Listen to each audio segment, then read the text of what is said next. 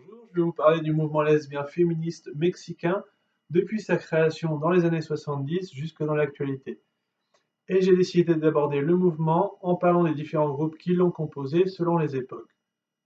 Mais avant toute chose, je pense qu'il est important de dire quelques mots sur le contexte mondial de cette époque. Et donc en 1968, on a observé des protestations dans plusieurs pays du monde, comme aux États-Unis, en France, avec les mouvements étudiants de mai 68, mais aussi au Mexique. Qui protestaient? C'étaient les étudiants, accompagnés des syndicats de chemin de fer et des professionnels de la santé, qui demandaient plus de liberté politique et civile, la réduction des inégalités sociales et la démission du gouvernement au pouvoir à l'époque, qui était jugé trop autoritaire.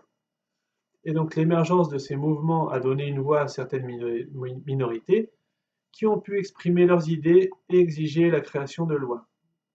C'est pourquoi en 1971, le Frente de Liberación Homosexual FLH a vu le jour et il regroupait les homosexuels et les lesbiennes. En 1973, l'actrice mexicaine Nancy Cardenas, qui était ouvertement lesbienne, est devenue leur porte-parole et elle a représenté les femmes lesbiennes lors de la première conférence mondiale de l'année internationale de la femme, donc un événement organisé par l'ONU qui s'est déroulé en 1975 à Mexico. Mais on peut se demander qu'en est-il de l'évolution des mouvements lesbiens féministes au Mexique, et donc je vais vous parler de quelques groupes qui sont nés dans les années 70 et un peu plus tard, et la plupart avaient des idéologies différentes, mais aussi qui étaient portées à gauche, voire vers l'extrême gauche.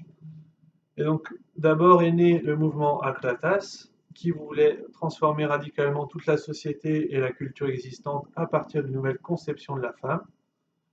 Le groupe Lesbos est apparu ensuite et il s'était fixé comme objectif de faire prendre conscience aux femmes lesbiennes qu'elles devaient s'accepter comme elles étaient.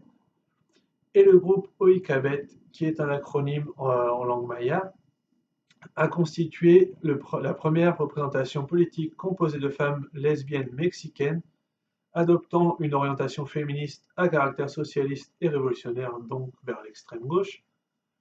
Et il s'est également engagé dans la construction d'un nouvel ordre social plus juste et inclusif à travers un socialisme féministe et une nouvelle vision politique. Euh, pour ces deux derniers mouvements, il y a une femme, Jan Maria Yoyolot Castro, qui est devenue la figure la plus représentative, puisqu'elle a été cofondatrice de ces deux derniers mouvements. Aujourd'hui, c'est une artiste peintre qui milite toujours pour la cause des femmes lesbiennes.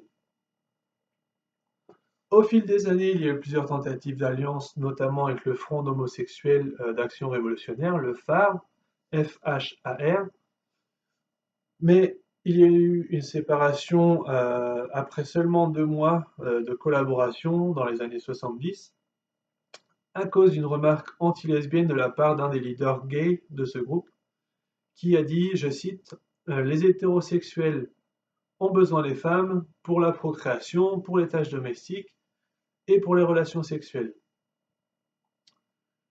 Mais nous, les homosexuels, nous pouvons nous passer d'elles, nous pouvons même les effacer de la planète.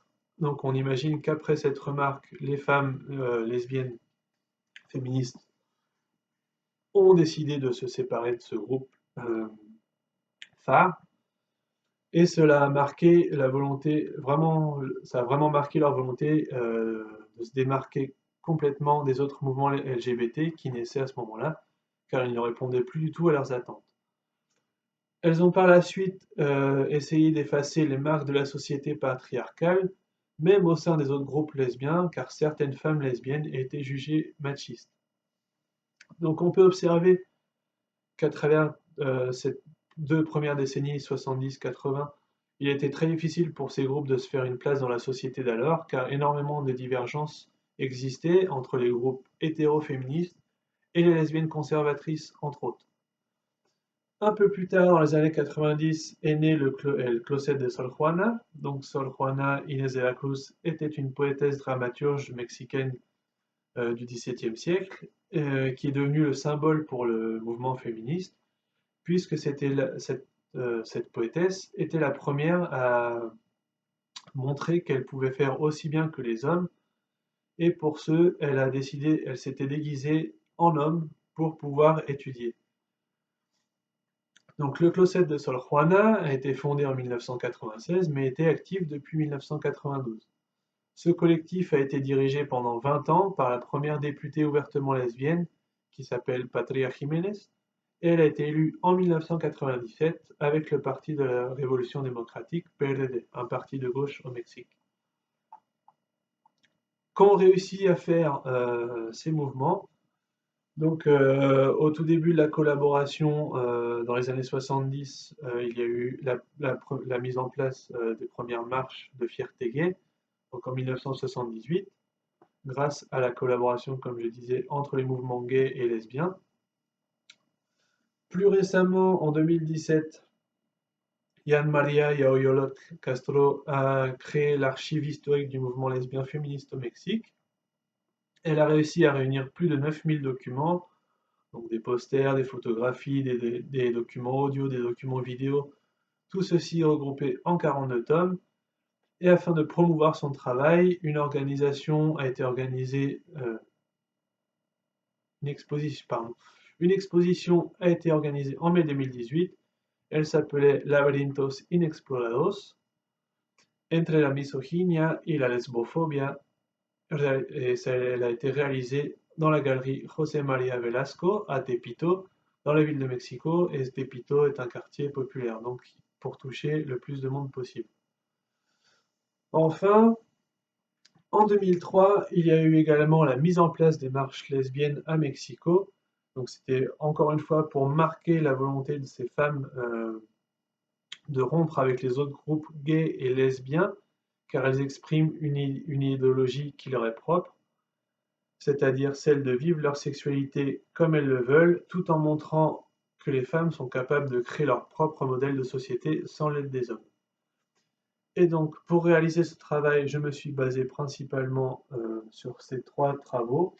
Le premier, donc, de Yaoyolot Castro Jan María, la dame que j'ai déjà citée, qui a, en 2004, fait un mémoire à l'occasion du 6e rencontre lesbien féministe de l'Amérique latine et de la Caraïbe. Ensuite, je me suis basé également sur un document de Lorena Rosas Hernández qui a fait un dossier nommé Lesbianismo en México, qui a été fait en 2006, qui retraçait un peu l'histoire de tout le mouvement lesbien au Mexique. Et enfin, je me suis également basé sur un reportage qui a été fait par Patria Jiménez et le mouvement le groupe El Closet de Sor Juana. Un reportage qui a été réalisé par Ana Chino Salgado et qui s'appelle Y es así, una mirada al movimiento lésbico feminista en México, qui a été réalisé en 2017. Merci beaucoup.